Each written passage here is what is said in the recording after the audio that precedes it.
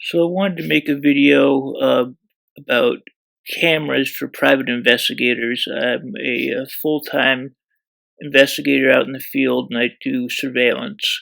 So I wanted to compare three cameras to give you guys kind of an idea of what we work with, what cameras work, what cameras don't work so well, and what you really want if you're working, workers' comp type cases, insurance cases.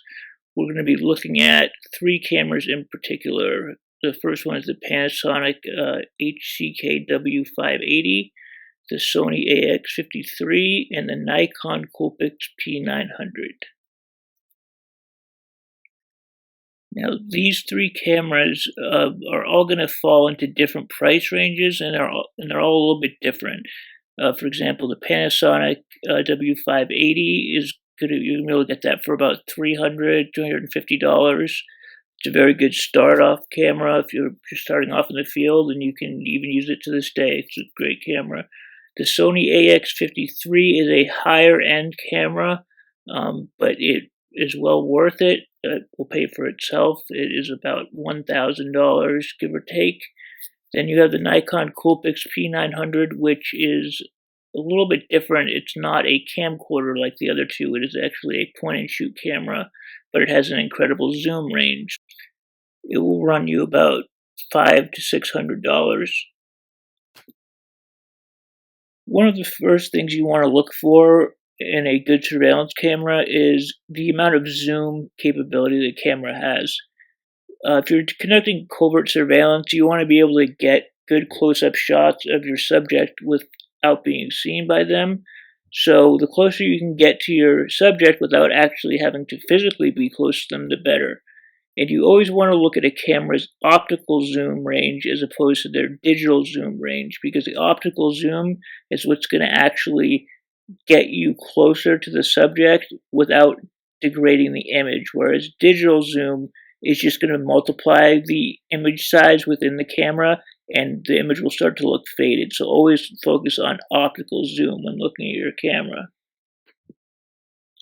So for these three cameras in particular, the Sony AX53 has a 20 times optical zoom, the Panasonic W580 has a 50 times optical zoom, and the Nikon Coolpix P900 has an 83 times optical zoom.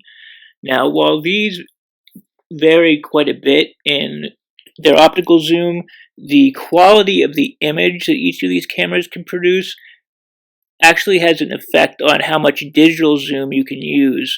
So for example, the Sony AX53 only has a 20 times optical zoom, but also you need to take into consideration that the image stabilization and the quality of the camera, it's a 4K camera.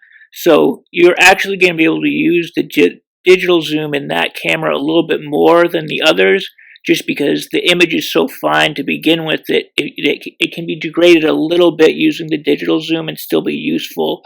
Whereas on the other end of the spectrum, the Nikon Coolpix P900, the image quality isn't as good, so you can't really push it into digital zoom too much without degrading the image a great deal. And we're going to see when we look just to see how much zoom these cameras are actually capable of using and still being useful to an investigator.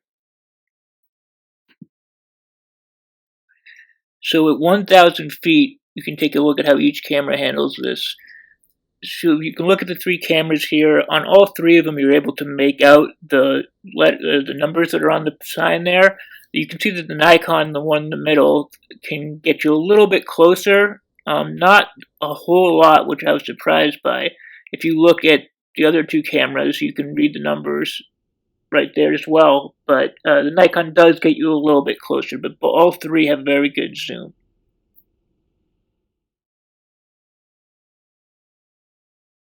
So all three cameras here are on tripods next to each other, and they're all filming a mountain which is about 3 miles away. If you look at the camera in the middle, the Nikon P900, it is the most clear.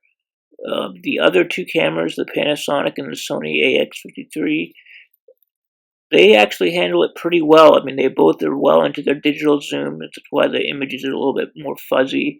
But all three cameras actually get you pretty close to this mountain. And I'm going to leave the Panasonic one up there just so you can see exactly how far away that mountain is.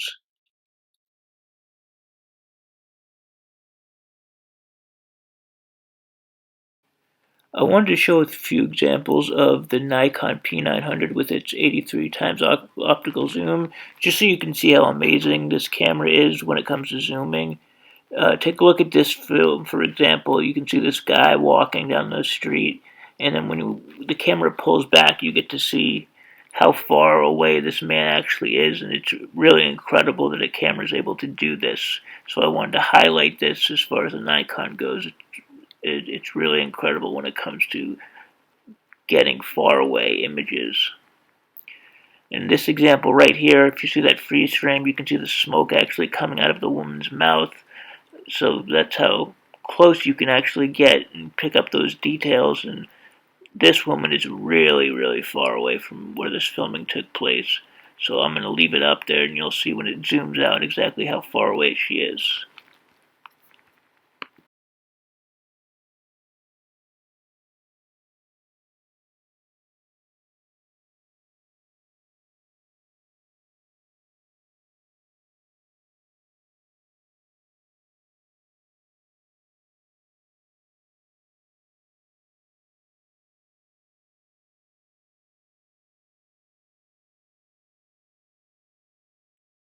You need to ask yourself, how often are you going to need a camera that can get this type of zoom?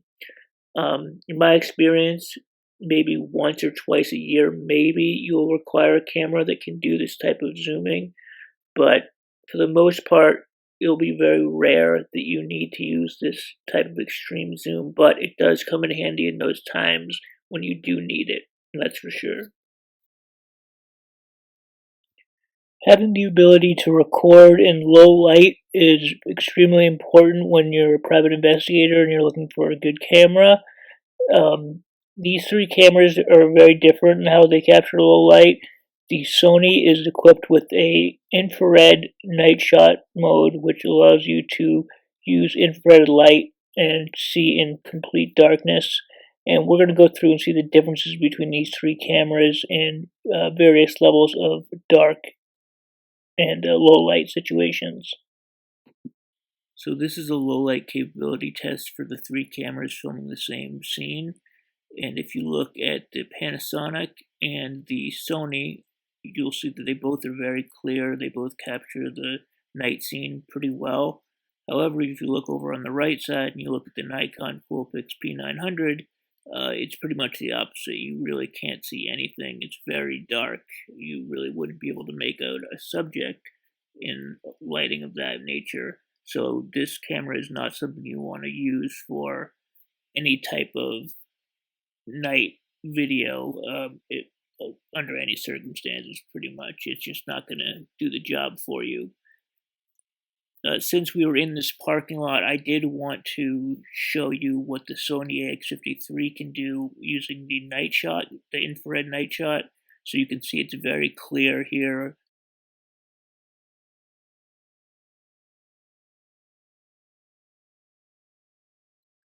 So you want to take a look at the night capabilities of these cameras. You can very easily tell the difference. The Sony AX53 is absolutely perfect.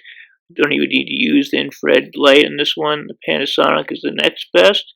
Pretty good, but then you see the Nikon P900 is absolutely awful. You can't see a damn thing. It's black, pitch black.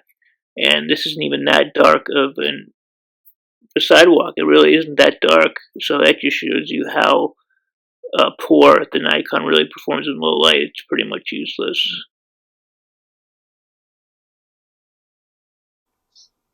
Here's another example of the Sony AX53's night shot capabilities. You can see the camera just went from the night shot being off to turning it back on in a completely pitch black bathroom. So you can really see that this camera is capable of seeing in 100% darkness. The infrared light is not visible to the human eye, but is able to be picked up by the camera. So you can record in complete darkness without drawing awareness to yourself. One of the most important things about a camera for private investigators is image stabilization. When you're filming, you're not always going to be in a situation where you can get your camera on a tripod or a mount or a monopod or whatever it is that you use, and you're going to be having to film handheld sometimes, and during those times, image stabilization is absolutely key because you do not want your footage to be shaky, you want it to be smooth, and these cameras differ in how they handle image stabilization. So as far as image stabilization goes between these three cameras, the Sony AX53 is by far the best. You can see all the way on the right. It's very, very smooth when walking. I mean, it basically looks like it's floating. The next one, this Panasonic all the way to the left, handles it pretty well. I was pretty impressed with it. And then the Nikon in the middle, I would say handles it the worst. There's the most shaking and motion detected.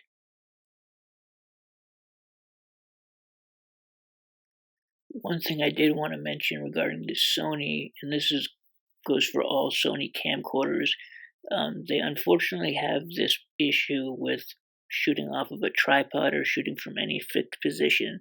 So if you lock the camera down so that the camera can sense that it's on a stable space, the image stabilization automatically shuts off. So the camera will automatically have no image stabilization if you are shooting off a tripod, and you can see it in this video clip that I'm about to show you.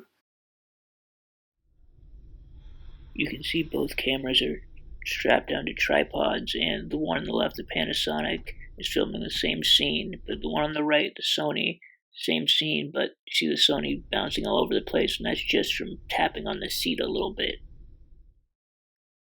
So in closing, when we're talking about these three cameras, you have to take into account everything that we've talked about.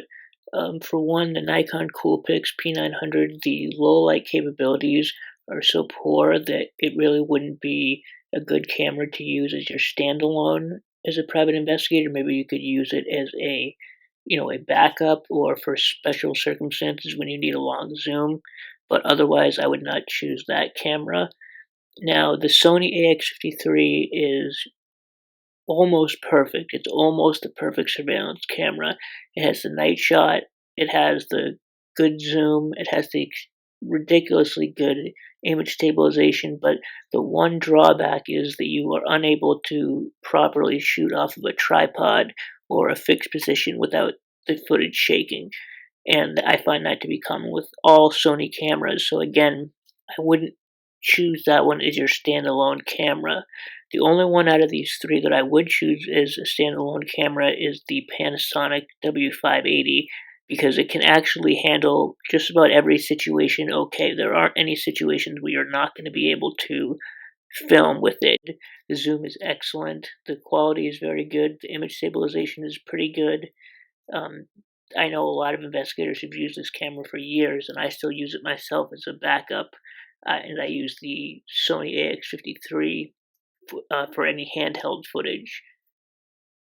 So in summation, just remember that the three main things you want to take into account when you're getting a surveillance camera, if you're doing surveillance full time, is image stabilization, zoom, and low light capability.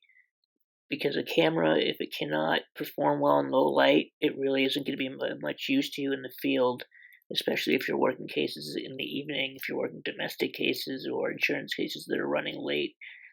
Also, a camera that has very poor image stabilization. We all know after doing the job for a little while that it's not always possible to have your camera on a monopod or a tripod. Sometimes you're going to have to hand hold it. So that's why image stabilization is crucial for those times because you don't want shaky footage. And the zoom is always going to be an important factor, especially when you're having claimants sometimes up high working on a building doing construction or way out on a field or a lake or something of that matter. You always want to be able to get close up to your subject without having to physically get closer to them, like we said before. So the more zoom your camera has, the more optical zoom, the better off you're going to be in the long run. But those are my criteria. Some other people have different ideas on what suits them best, but it's really, I've found those things to be the most important throughout my experience as an investigator. But anyways, I appreciate everyone who's watching. Hit the like button and subscribe because I'll be coming out with some more tips and tricks coming up pretty soon. I was considering doing another video on covert cameras that I'm currently using. If you guys could let me know in the comment section if that's something you'd be interested in, or if there's any other subject you'd like me to cover, and I'll try to do a video on it.